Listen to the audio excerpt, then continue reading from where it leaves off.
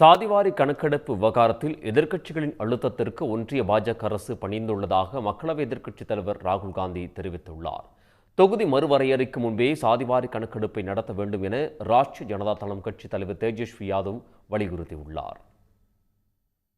ஜாதிவாரி கணக்கெடுப்பு விவகாரம் தொடர்பாக டெல்லியில் செய்தியாளர்களிடம் பேசிய ராகுல் காந்தி, இது வரவேற்கும் வகையில் இருந்தாலும் இந்த அறிவிப்பின் பின்னணியில் என்ன நோக்கம் உள்ளது என்பது தெரியவில்லை என கூறினார்.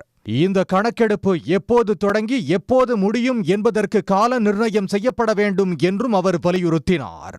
More than happy to help the government develop the national census on similar lines. We've had two other issues that we have discussed which are also central, which is the 50% cap on reservations. Now this is becoming an impediment. This is becoming an impediment to development, to progress of our country and to the progress of backward castes, Dalits and Adivasis, and we want this 50% barrier to be eliminated and broken. We have stated that. We have put enough pressure on the government to get the caste census done. We want a date by when it's done. ஜாதிவாரி கணக்கெடுப்பு தொடங்குவதற்கு உரிய நிதி ஒதுக்க வேண்டும் என்று ஒன்றிய அரசுக்கு காங்கிரஸ் தலைவர் மல்லிகார்ஜுன கார்கே வலியுறுத்தியுள்ளார். I hope they will allot budget and they will start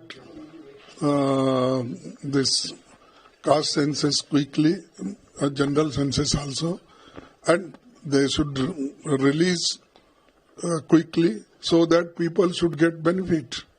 இதனிடையே ஒன்றிய அரசின் முடிவுக்கு பீகார் முதலமைச்சர் நிதிஷ்குமார் வரவேற்பு தெரிவித்துள்ளார். சாதிவாரி கணக்கெடுப்பு நடத்துவதன் மூலம் பல்வேறு சமூகத்தினரின் எண்ணிக்கைக்கு ஏற்ப திட்டங்களை வகுத்து அவர்களின் ஏற்றத்திற்கும் வளர்ச்சிக்கும் உதவிட முடியும் என்று அவர் தமது எக்ஸ் வலைத்தள பதிவில் தெரிவித்துள்ளார்.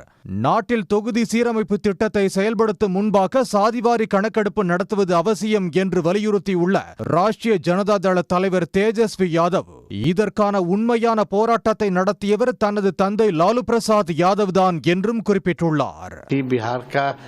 जनगणना जो हम लोगों ने कराया था उसके आधार पे 65% किया था और हम लोगों की लगातार मांग रही और हमारे कैबिनेट ने जब महागठबंधन की सरकार थी, कैबिनेट में सिफारिश भी भारत सरकार को भेजी थी कि बिहार का जो आरक्षण की सीमा जो बढ़ाई गई है उसको सूची 9 में जो है डाला जाए, शेड्यूल 9 में जो है डाला जाए, लेकिन अब तक भारत सरकार ने ये काम नहीं किया और इसको கோர்ட் में भाजपा ने फंसाने का काम किया. சாதிவாரி கணக்கெடுப்பு நடத்துவதற்கு முன்பு கல்வி மற்றும் வேலைவாய்ப்பில் 50% இடஒதுக்கீடு உச்சவரம்புக்கு எதிரான வழக்கில் ஒன்றிய அரசு மேல்முறையீடு செய்ய வேண்டும் என்று இந்திய கம்யூனிஸ்ட் தேசிய செயலாளர் டி ராஜா வலியுறுத்தியுள்ளார்.